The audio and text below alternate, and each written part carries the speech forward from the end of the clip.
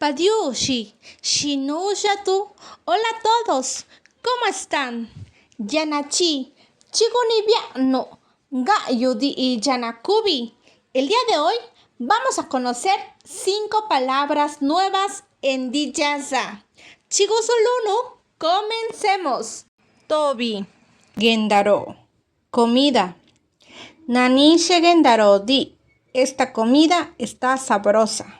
Nanishe Gendaro di, chupa. 2. Nashi, salado. Nashi. Nashi Gendaro di, la comida está salada. Nashi Gendaro di.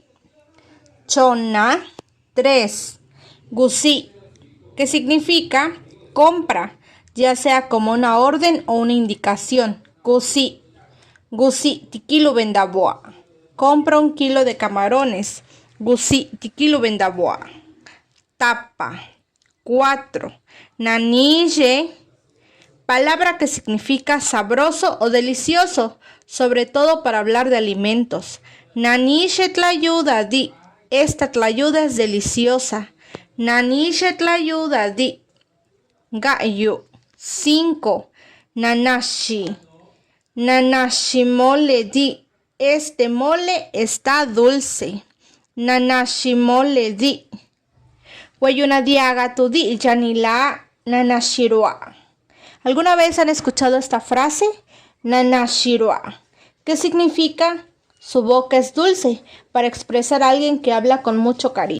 Skishe pelatu, sakabikadi agatu, nevi y atukadi yadi. Gracias por ver y escuchar este video. La guieten a la achi, la guche chekadi y yadi. Recuerden compartir todas estas palabras y síganos en nuestras redes sociales. Nos encuentran como Di Yanayeche, la palabra alegre, en Facebook, Instagram, TikTok y ahora en YouTube. Tikawicheka, hasta pronto. Guni Nelatu, Frida Romero, Kado y Akano.